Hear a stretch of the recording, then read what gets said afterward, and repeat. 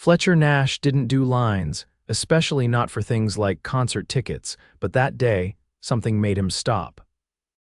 He was walking past Madison Hall when he saw the banner, "One Night Only Skylar Ray Live." It wasn't even the name that caught his attention, it was the music playing from the speakers above the box office. Raw, soulful, real. "Give me the best seat you've got," he said, slipping on his sunglasses and stepping to the front of the line like he owned the sidewalk, which, technically, he did. The girl behind the counter blinked twice, then checked her screen. "Only single seats left, sir. Row A, seat 17. "It's front row but not centered." "Perfect," he said, sliding his black Amex across the counter. He didn't plan to stay long, just needed to clear his head after a brutal week of boardroom chaos and fake smiles at charity galas. He wasn't here to make friends or fall in love. And yet, 10 minutes into the concert, he couldn't stop glancing to his right at the woman in seat 16. She wasn't dressed like the others in the front row. No designer labels, no rhinestone jackets or flashy selfies. She wore a worn denim jacket over a faded black tee, and her hair was pulled into a messy ponytail that looked like she'd done it in the car mirror. But when Skylar Ray hit the first high note, this woman closed her eyes and smiled like the music hit somewhere deep. That smile did something strange to Fletcher. She caught him staring around the third song. "What?" she whispered, raising a brow. "You sang the harmony before she even started it." She blinked, surprised. "You know harmony," he leaned in slightly. "You're not the only one who listened to real music growing up." She smiled, and it hit him again, that electric jolt. "I'm Pippa Grayson," she whispered, offering a hand. "Fletcher," he said, shaking it. He didn't add the Nash, not yet. They turned back toward the stage, but the air between them had shifted. Her foot brushed his. She didn't pull it away. By the fourth song, she was singing softly under her breath. "You've got a good voice," he said. She laughed. "That's rich coming from Mr. Harmony," he chuckled. "You here alone?" "Yeah, my sister was supposed to come, but she bailed last minute. I wasn't going to waste the ticket." He hesitated before asking, "Want to grab a drink after this?" She looked at him, really looked this time. "I don't usually go for mysterious strangers at concerts." "Good thing I'm not mysterious. I'm just a guy who bought a last-minute ticket and got ridiculously lucky with who he sat next to." She studied him for a second, then nodded. "All right." "One drink?" After the show, they walked a few blocks to a tucked-away lounge he knew. She didn't blink when the hostess greeted him by name. "You come here often?" Something like that. The bartender set down 2 glasses of top-shelf whiskey without being asked. Pippa raised an eyebrow. "You're kind of a regular, huh?" he shrugged. "My company owns the building." She paused mid-sip. "Your company?" He finally gave her the full name. "Fletcher Nash." Her eyes widened. "As in Nash Tech?" "The guy who just bought half the startup scene in Brooklyn." "I was hoping you wouldn't recognize me," he said lightly. "Why?" "Because for the first time in a long time, someone looked at me like I was normal, and I liked it." She didn't say anything for a moment. "Then, well, you still owe me a second drink," he laughed, genuinely. "Coming right up." They talked until the lounge dimmed the lights for closing.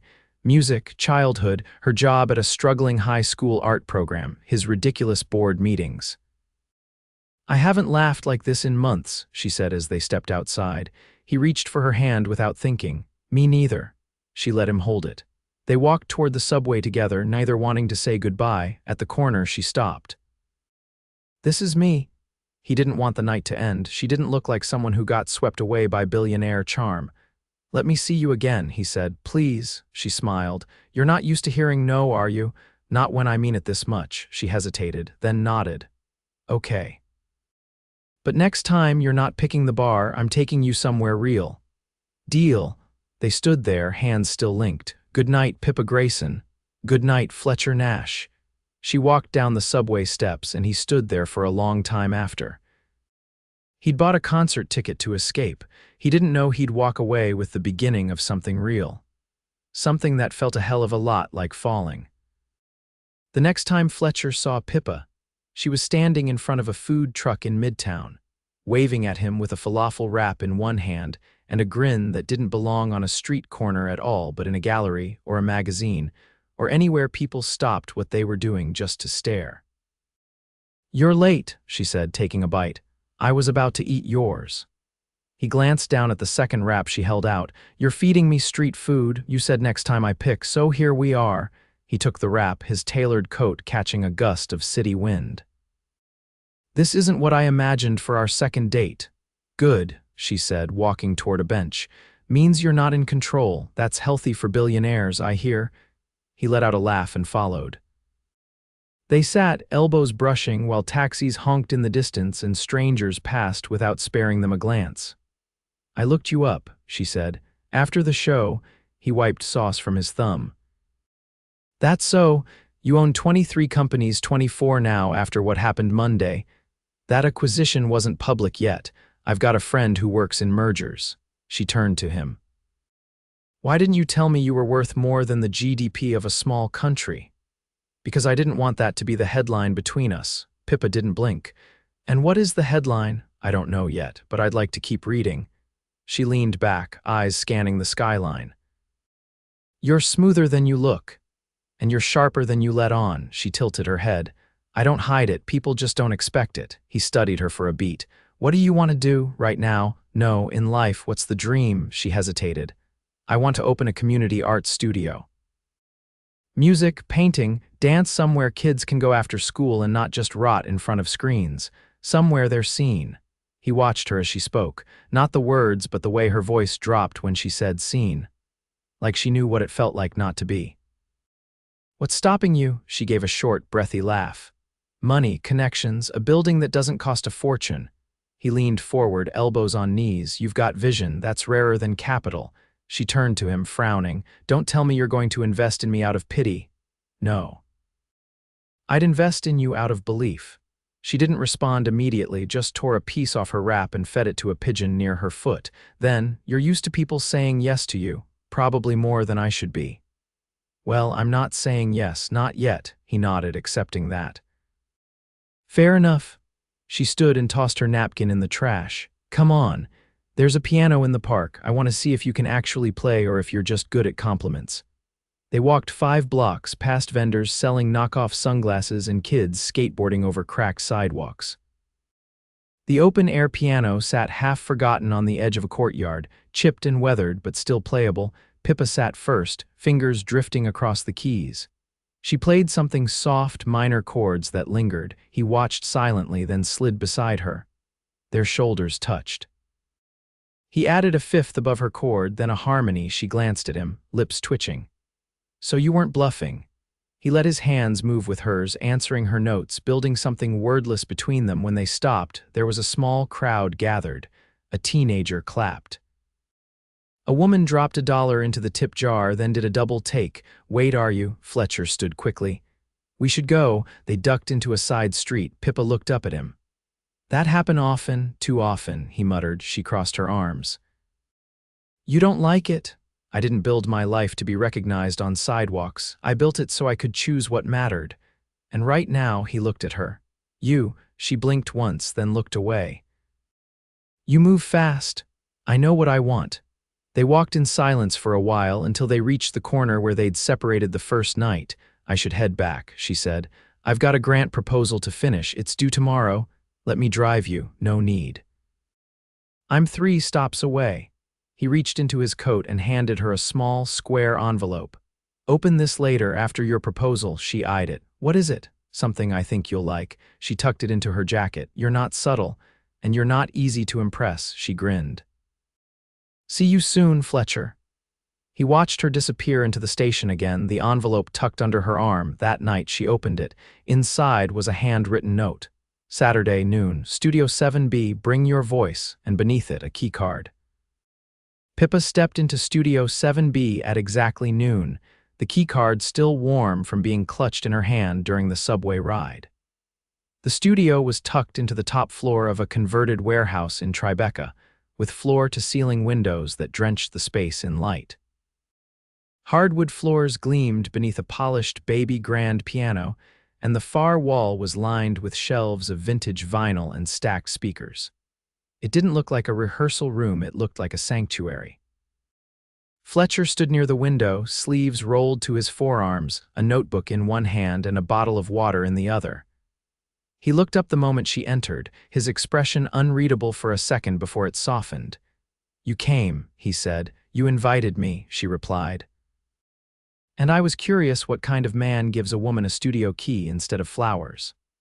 "I figured you'd already gotten flowers before," he said, "but your own rehearsal space, that's rare."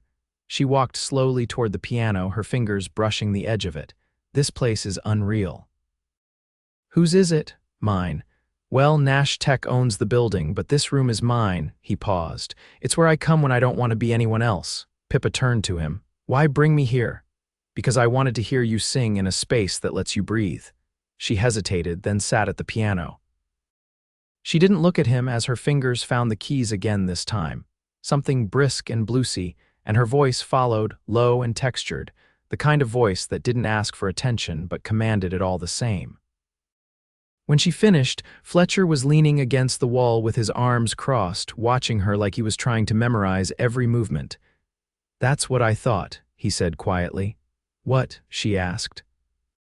"That your voice doesn't belong in a classroom with flickering lights and a broken sound system."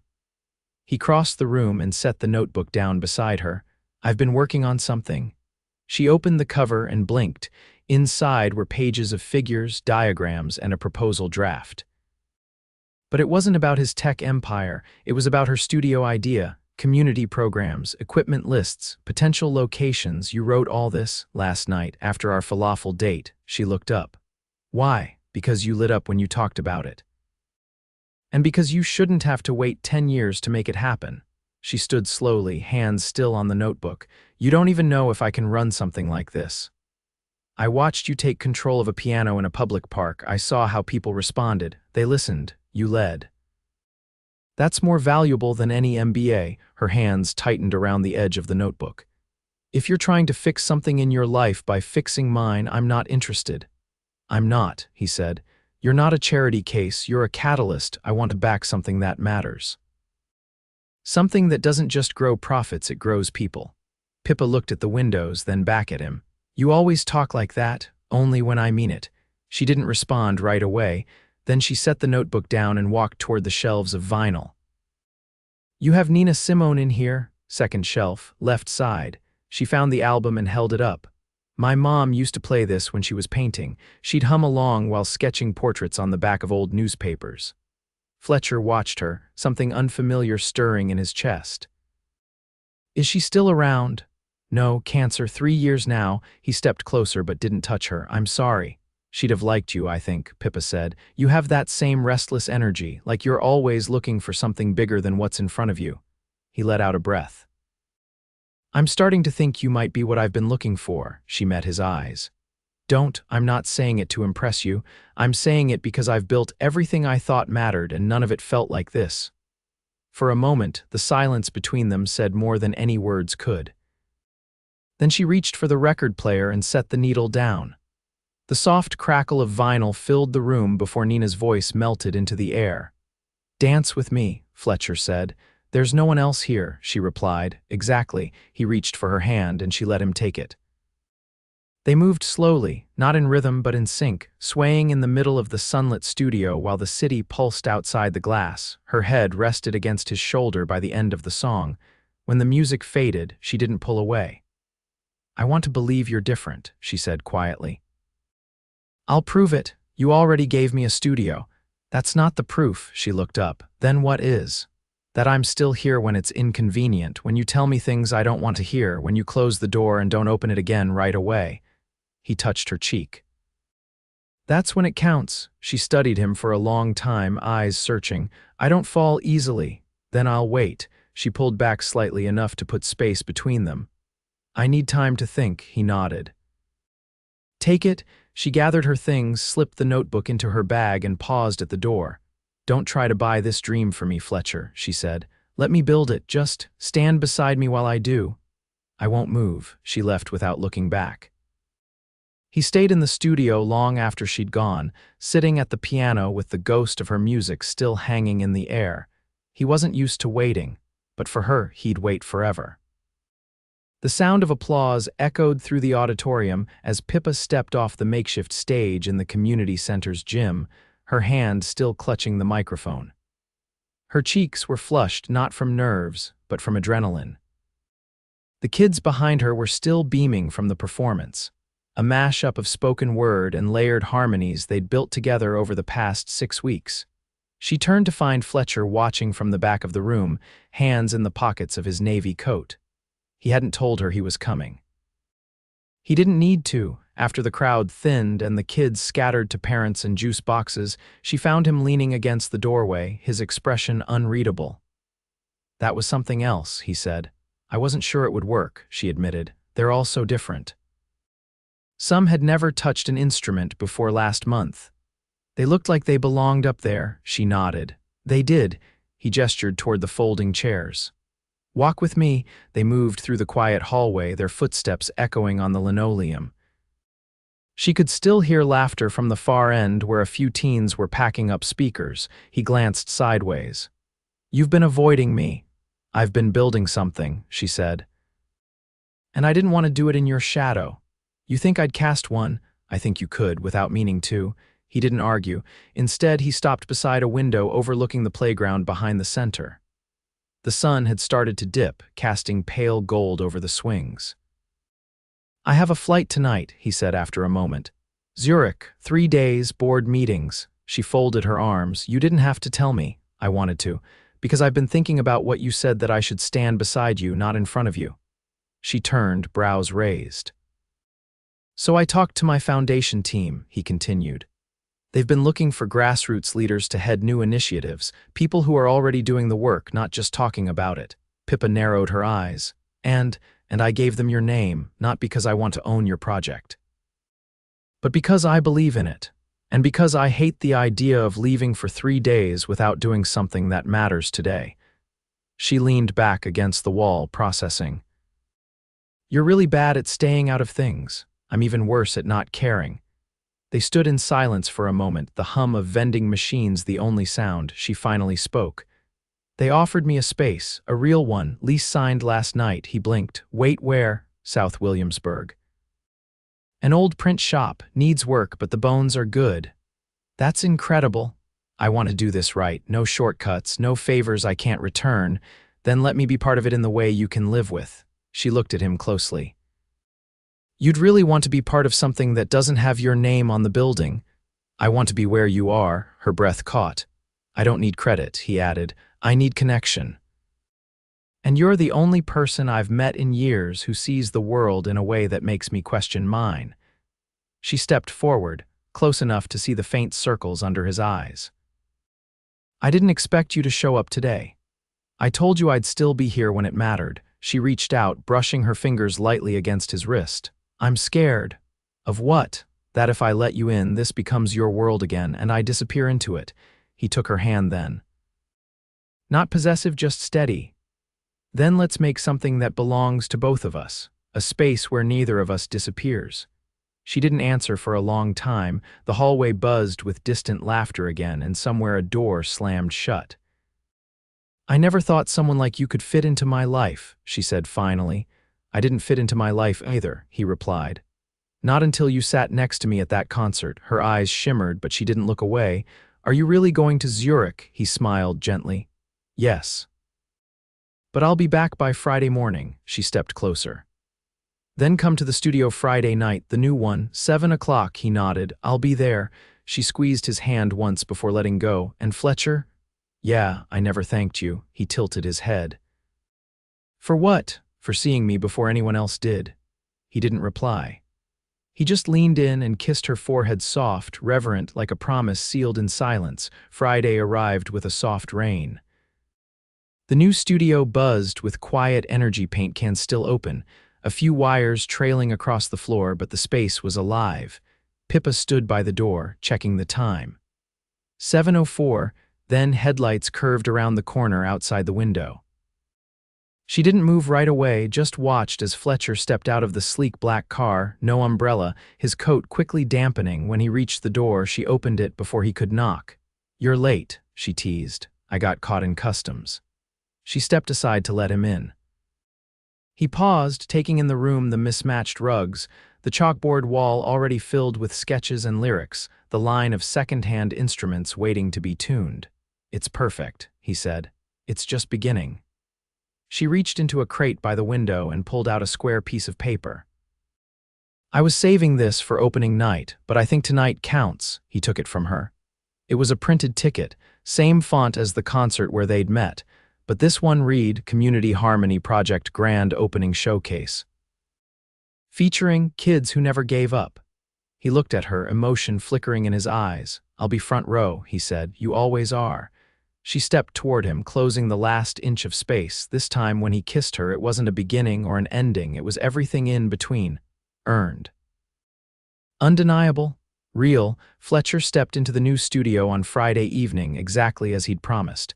But this time, he didn't arrive in a luxury car or with a tailored coat.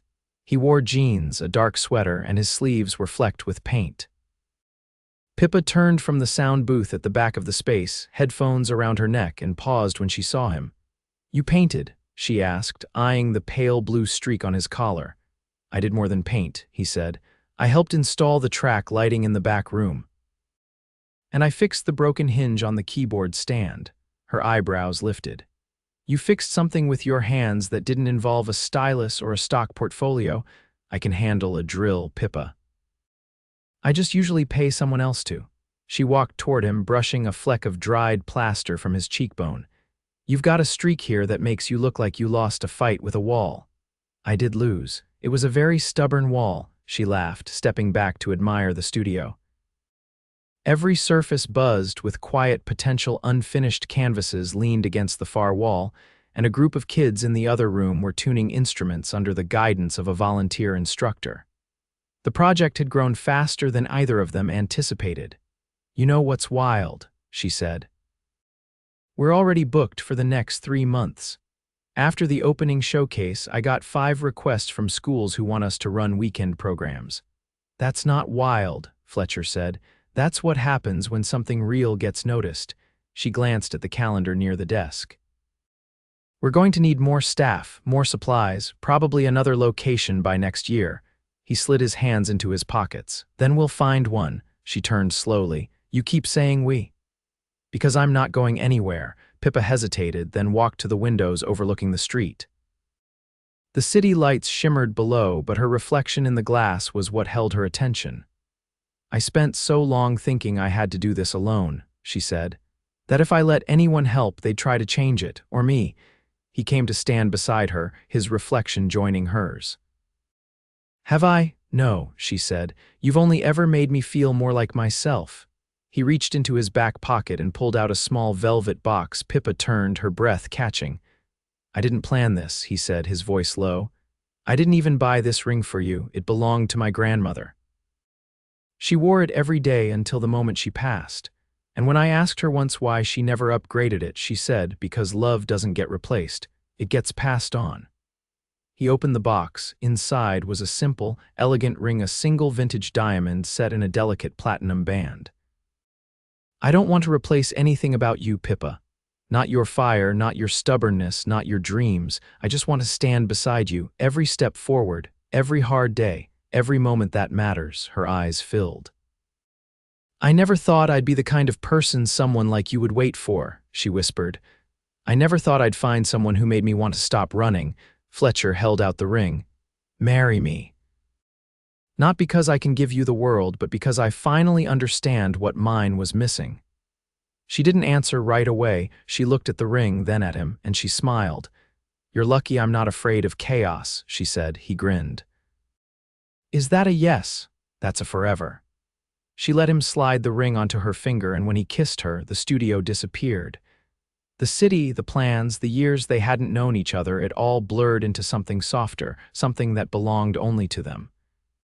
7 months later, they hosted the wedding in the same studio space where they'd first danced. The walls had been painted, the floors refinished, and strings of lights hung across the beams like constellations overhead. The guest list was half kids and half adults, with folding chairs and a table of homemade cupcakes instead of a multi-tiered cake. Pippa wore a simple silk dress and no shoes. Fletcher wore a linen suit with paint on the cuffs. They exchanged vows in voices that didn't shake, surrounded by people who'd watched their story unfold with every lesson taught. every lyric written, every wall painted with intention. The ceremony ended not with applause but with a song written by Pippa, played by the kids and harmonized by the two of them. It wasn't polished, but it was honest. Afterward, while laughter echoed in the background and music drifted from the speakers, Fletcher pulled her aside to the back stairwell, where twinkle lights lit the brick like stars. "I have something else," he said. "You already gave me a ring and a studio and a life I didn't know I could have." "What's left?" He reached into his pocket and handed her a folded sheet of paper. She opened it slowly. It was a deed to the building. Her name was on it, not his, not Nash Tech's, just hers. "I transferred ownership last week," he said softly. "This place, it's always been yours." Pippa stared at the paper, then at him. "You're insane." "I'm in love." She didn't need to say anything, she just kissed him, and this time it wasn't a promise or a question, it was the rest of their lives.